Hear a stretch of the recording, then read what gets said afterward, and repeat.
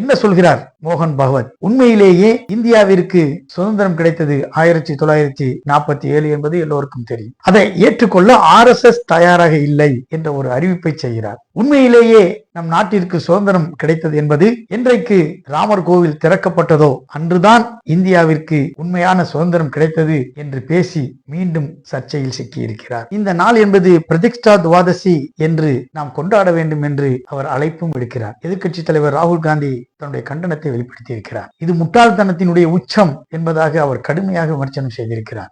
To say that India did not get independence in 1947 is an insult to every single Indian person. And it's about time we stop listening to this nonsense that these people think they can just keep parroting out and shouting and screaming. அன்பிக்கினிய சகோதர சகோதரிகளே, செய்தியும் சிந்தனையும் என்ற இந்த நிகழ்ச்சியின் வாயிலாக தினந்தோறும் பல்வேறு விதமான செய்திகளை நாம் அலசி ஆராய்ந்து வருகிறோம். அந்த அடிப்படையில் இன்றைக்கு பேசும் பொருளாக இருக்கக்கூடிய ஒரு விஷயம், சமீபத்திலே RSS தலைவர் மோகன் பகவத் சர்ச்சைக்குரிய பேச்சை பேசியிருக்கிறார். இந்திய இறையாண்மைக்கு சவால் விடுகின்ற வகையிலே, மத சார்பின்மை கோட்பாட்டை தகர்க்கக்கூடிய வகையிலே அவர் பேசியிருப்பது எதிர்க்கட்சிகளிடையே மிக பெரும் கண்டனத்தை அது எழுப்பியிருக்கிறது. கடுமையான கண்டனங்கள் வந்தாலும் சளைக்காமல் அதை கடந்து போகக்கூடியவர்கள்தான் RSS மற்றும் BJP வகைராக்கள் என்பதில்லை என்ற ஒரு மாற்று கருத்தும் கிடையாது. என்ன சொல்கிறார் மோகன் பகவத்? உண்மையிலேயே இந்தியாவிற்கு சுதந்திரம் கிடைத்தது 1947 என்பது எல்லோருக்கும் தெரியும். அதை ஏற்றுக்கொள்ள RSS தயாராக இல்லை என்ற ஒரு அறிவிப்பை செய்கிறார். உண்மையிலேயே நம் நாட்டிற்கு சுதந்திரம் கிடைத்தது என்பது என்றைக்கு ராமர் கோவில் திறக்கப்பட்டதோ அன்றுதான் இந்தியாவிற்கு உண்மையான சுதந்திரம் கிடைத்தது என்று பேசி மீண்டும் சர்ச்சையில் சிக்கியிருக்கிறார். அது மட்டுமல்ல, இந்த நாள் என்பது பிரதிஷ்டா துவாதசி என்று நாம் கொண்டாட வேண்டும் என்று அவர் அழைப்பும் விடுக்கிறார். கடுமையான முறையிலே எதிர்க்கட்சி தலைவர் ராகுல் காந்தி தன்னுடைய கண்டனத்தை வெளிப்படுத்தி இருக்கிறார். இது முட்டாள்தனத்தினுடைய உச்சம் என்பதாக அவர் கடுமையாக விமர்சனம் செய்திருக்கிறார். I think it's quite symbolic that yesterday in a speech the chief of the RSS said that India never achieved independence in 1947. He said that true independence in India was achieved when the Ram Mandir was built. இது ஒன்றும் RSSற்கு புதிதல்ல. இது போன்று பல சர்ச்சையான கருத்துக்களை வெளியிட்டு மக்களிடையே குழப்பத்தையும் மக்களிடையே சண்டைகளையும் மூட்டிவிடக்கூடிய பல கருத்துக்களை அவர் தொடர்ந்து வெளியிட்டிருக்கிறார். சுதந்திர போராட்டத்தினுடைய மிகப்பெரிய பலன் என்பது இந்திய அரசியலமைப்பு சட்டம் ஏற்படுத்தப்பட்டதுதான். அதையே இவர்கள் நம்ப தயாரில்லை. அந்த இந்திய அரசியலமைப்பு சட்டத்தை அவர்கள் ஏற்றுக்கொள்ளவும் இல்லை. அது நம்முடைய சுதந்திரத்தினுடைய அடையாளம் என்பதை அவர்கள் ஏற்க மறுக்கின்றார்கள். இது இன்று நேற்று அல்ல. இவர்கள் தொடர்ச்சியாக இது போன்று பல நேரங்களிலே அவர்கள் பேசியிருக்கிறார்கள். இதை ஒரு சாமானியன் பேசியிருக்க முடியுமா? அல்லது இதை தாண்டி வேறு எந்த கட்சிகளை சார்ந்தவர்களாவது பேசியிருந்தால் இந்நேரம் அவர்கள் மீது தேச துரோக வழக்கு பதிவு செய்யப்பட்டிருக்கிறது. இந்திய இறையாண்மையை இவர்கள் கேள்விக்குறியாக்கி விட்டார்கள், தேச துரோக நடவடிக்கையில் இவர்கள் ஈடுபட்டார்கள் என்று சொல்லி அவர்கள் மீது கடுமையான முறையிலே வழக்கு தொடரப்பட்டு அவர்கள் சிறைவாசம் சென்றிருப்பார்கள். இது RSS என்பதால் தைரியமாக தங்களுடைய கருத்துக்களை இந்திய நாட்டிற்கு எதிராக இவர்கள் பிரச்சாரமாக செய்யக்கூடிய ஒரு நிலையும் நாம் பார்த்துதான் வருகிறோம். பல நேரங்களிலே தங்களுடைய திட்டத்தை நிறைவேற்றுவதற்கு அரசியல் கட்சிகளை தங்களோடு சேர்த்துக் கொள்வதும் சில நேரங்களில் வெட்டி விடுவதும் வாடிக்கையாக ஒன்றுதான். அவர்கள் பல நேரங்களில் மத துவேஷங்களை பரப்புவதிலே திட்டமிட்டு அவர்கள் காய் நகர்த்தி இருக்கிறார்கள். அதனால் பல கலவரங்களை உண்டு பண்ணி மக்களுடைய உயிர்களை கொடுத்திருக்கிறார்கள், சொத்துக்களை சூறையாடி இருக்கிறார்கள். இதுவெல்லாம் RSSனுடைய கைவந்த கலைகள் என்பது அனைவருக்கும் தெரிந்த விஷயம்தான். சமீபத்திலே கூட உத்தரப்பிரதேசத்தில் ஜாகி ஜமா மஸ்ஜித், அங்கே அவர்கள் திட்டமிட்டு கலவரத்தை ஏற்படுத்தி அவர்கள் அதை அபகரிக்கக்கூடிய ஒரு வேலையை அவர்கள் செய்தார்கள். 5 உயிர்கள் அநியாயமாக பறிபோயின. அதற்கு இவர்கள் எடுத்துக்கொள்ளக்கூடிய திட்டம் நீதிமன்றத்தின் வாயிலாக எங்கெல்லாம் பள்ளிவாசல் இருக்கிறதோ அங்கெல்லாம் இதற்கு முன்பாக கோவில் இருந்தது என்பது போன்ற ஒரு செயலை, ஒரு திட்டத்தை அவர்கள் நடைமுறைப்படுத்தி அதை ஆய்வு செய்ய வேண்டும், கலாய்வு நடத்தப்பட வேண்டும் என்று அவர்கள் அறிவிப்பு செய்வது, அதற்கு நீதிமன்றங்களும் துணை போவது, இது வாடிக்கையாக தற்பொழுது நடந்து வரக்கூடிய விஷயங்கள். இதற்கு முன்பும் அப்படித்தான் செய்தார்கள், இப்பொழுதும் அதை தொடர்ந்து கொண்டிருக்கிறார்கள் என்பது வெட்ட வெளிச்சமான உண்மை. மதச்சார்பின்மை என்பது இந்த நாட்டினுடைய அடையாளம். எல்லா வல்லரசுகளும் கூட திரும்பி பார்க்கக்கூடிய ஒரு விஷயம், இந்த இந்திய நாடு மதச்சார்பின்மை நாடு என்பதனால்தான். ஆனால் அதை RSS உண்மையிலேயே ஆதரிக்கின்றதா என்று கேள்வியை வைத்தோம் என்று சொன்னால் நிச்சயமாக இல்லை என்ற பதில்தான் கிடைக்கும். அவர்களுக்கு அது விருப்பம் இல்லை. ஏன் என்று சொன்னால் பல நேரங்களிலே அவர்கள் அதை விமர்சனம் செய்கிறார்கள். மதச்சார்பின்மை பற்றி பேசக்கூடிய கட்சிகளை, அரசியல்வாதிகளை, இன்ன பிற நடுநிலைவாதிகளை எல்லாம் சுயநலவாதிகள் என்பதாக அவர்கள் விமர்சனம் செய்கிறார்கள். நிச்சயமாக அவர்களுக்கு இது நம்பிக்கையில்லை என்பது வெட்ட வெளிச்சமான உண்மைதான். இது போன்று பல விஷயங்களை நாம் எடுத்துக்காட்டாக கூற முடியும்.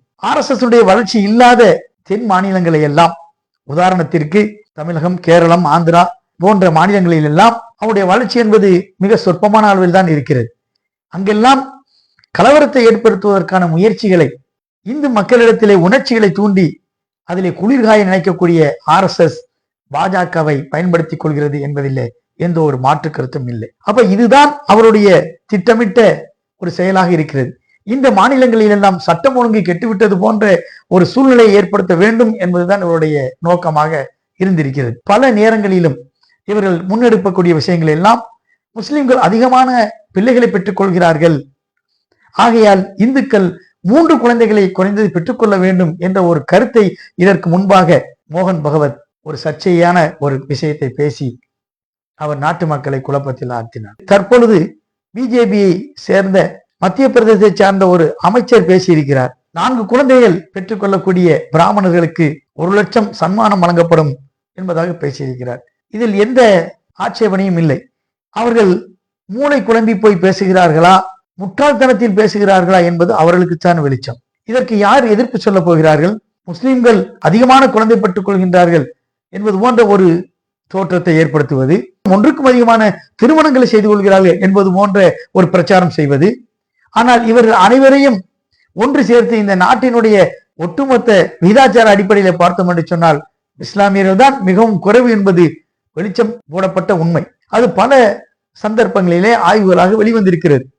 அதையெல்லாம் கூட உண்மைகள் இப்படி இருந்தும் கூட அதை திட்டமாக மறுத்து அவர்கள் ஒவ்வொரு பேச்சுக்களிலும் தங்களுடைய அந்த குறையை மறைத்து விட்டு, உண்மையை மறைத்து விட்டு, அவர்கள் இல்லாததையும் பொல்லாததையும் சொல்லி மக்களை குழப்பத்தில் ஆழ்த்துகிறார்கள். இந்திய நாடு என்பது இந்துக்களுடைய நாடு என்று அறிவிக்கப்பட வேண்டும் என்பதுதான் RSSனுடைய முதன்மையான ஒரு விஷயமாக இருக்கிறது. அதற்காக இவர்கள் எதை வேண்டுமானாலும் செய்வார்கள். அதற்காக இவர்கள் அவ்வப்போது சில நாடகங்களை நடத்துவார்கள். தலித் சகோதரர்களை ஒன்றிணைத்து எல்லா மக்களும் ஒன்றிணைய வேண்டும் என்று சொல்வார்கள். ஆனால் அவர்கள் வழிபாட்டு உரிமை என்று வருகின்ற பொழுது அவர்களை தனிமைப்படுத்துவார்கள். இதுவெல்லாம் அரசியல் சித்து விளையாட்டுக்கள். அதற்கு அவர்கள் அரசியல் காயை நகர்த்துவதற்கு பயன்படக்கூடிய கட்சி பாஜக. முழுமையாக அதிலிருந்து அவர்கள் வந்தவர்கள் என்பதால் அதை செயல்படுத்த அவர்களும் துடிக்கிறார்கள். மோகன் பகவத் என்ன கட்டளையிடுகிறாரோ அதை பின்பற்றக்கூடிய, நடைமுறைப்படுத்தக்கூடிய அத்தனை வேலைகளையும் பிஜேபி திட்டமிட்டு செய்து வருகிறது என்பதிலே எந்த ஒரு மாற்று கருத்தும் கிடையாது. நாம் இதன் மூலம் தெரிந்து கொள்ள வேண்டிய விஷயம் என்னவென்று சொன்னால், எப்பொழுதெல்லாம் RSS ஒரு பிரச்சனையை கிளப்புகிறதோ அப்பொழுதெல்லாம் திட்டமிட்டு அவர்கள் எதையோ ஒன்றை செய்ய துடிக்கிறார்கள் என்பதை நாம் விளங்கிக் கொள்ள வேண்டும். இது குறித்து எதிர்க்கட்சி தலைவர் ராகுல் காந்தி அவர்கள் கடுமையான கண்டனத்தை தெரிவித்ததிலே அவர்கள் அதிர்ச்சிக்கு ஆளாகி இருக்கிறார்கள். இந்த அளவிற்கு வெறுப்புடன் பேசுகிறார், அவருக்கு எதிர்க்கட்சி தலைவராக இருப்பதற்கு அருகதை இல்லை, புதிதாக ஒருவர் எதிர்க்கட்சி தலைவர் பொறுப்பை ஏற்க வேண்டும் என்கின்ற அளவிற்கு பிஜேபி வகைராக்கள் பேசி வருவதை நாம் பார்க்கின்றோம். ஆக யாரெல்லாம் அவர்களுக்கு எதிர்ப்பு காட்டுகிறார்களோ அவர்களை அடக்க துணிவதிலே சட்டத்தை கொண்டும் அல்லது அவர்கள் அரசு நிறுவனங்களிலே சிபிஐ அல்லது வருமான வரித்துறை இது போன்ற அமைப்புகளை ஏவி விட்டு அவரை அடக்கக்கூடிய விஷயங்களை அவர்கள் செய்கிறார்கள் என்பதும் பட்டவர்த்தனமான உண்மைதான். மக்கள் தெரிந்து கொள்ள வேண்டிய விஷயம், மோகன் பகவத் அல்ல, யாராக இருந்தாலும் RSSனுடைய தலைமை எது சொல்கிறதோ அதுதான் இந்த நாட்டினுடைய சட்டமாக ஆக வேண்டும் என்பதிலே அவர்கள் சின்னமாக இருக்கிறார்கள்.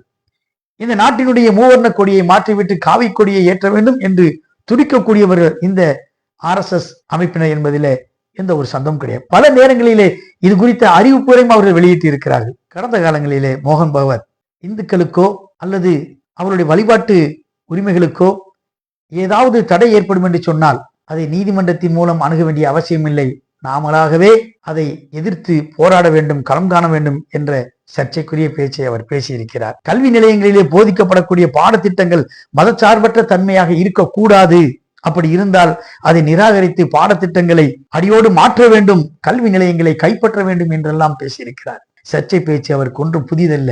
ஆகவே இதை நாட்டு மக்கள் உன்னிப்பாக கவனித்துக் கொண்டிருக்கிறார்கள். அவருடைய இந்த சர்ச்சை பேச்சுக்களை எல்லாம் மக்கள் அவர் மீதே தூக்கி எறியக்கூடிய காலம் விரைவில் வரும். உண்மையாக இந்த நாடு மதச்சார்பற்ற நாடு என்பதை முழுமையாக மக்கள் உணர்ந்து அவர்களை விரட்டி அடிக்கக்கூடிய காலமும் விரைவில் வரும். செய்தியும் சிந்தனையும் என்ற இந்த நிகழ்ச்சியின் வாயிலாக நம்முடைய வலிமையான கண்டனத்தை மோகன் பகவத்திற்கும் RSS வகைராக்களுக்கும் நாம் தெரிவித்துக் கொண்டு இந்த நிகழ்ச்சியை நிறைவு செய்கின்றோம். வாஹிருதாவானா அல்ஹம்துலில்லாஹி ரப்பில் ஆலமீன். அஸ்ஸலாமு அலைக்கும் வரஹ்மத்துல்லாஹி வபரகாத்துஹு. இஸ்லாம் மற்றும் சமுதாய செய்திகளை அறிந்து கொள்ள தமிழ்நாடு தௌஹீத் ஜமாஅத் யூடியூப் பக்கத்தை உடனடியாக சப்ஸ்கிரைப் செய்து கொள்ளுங்கள். மேலும் பெல் பட்டனையும் கிளிக் செய்து கொள்ளுங்கள்.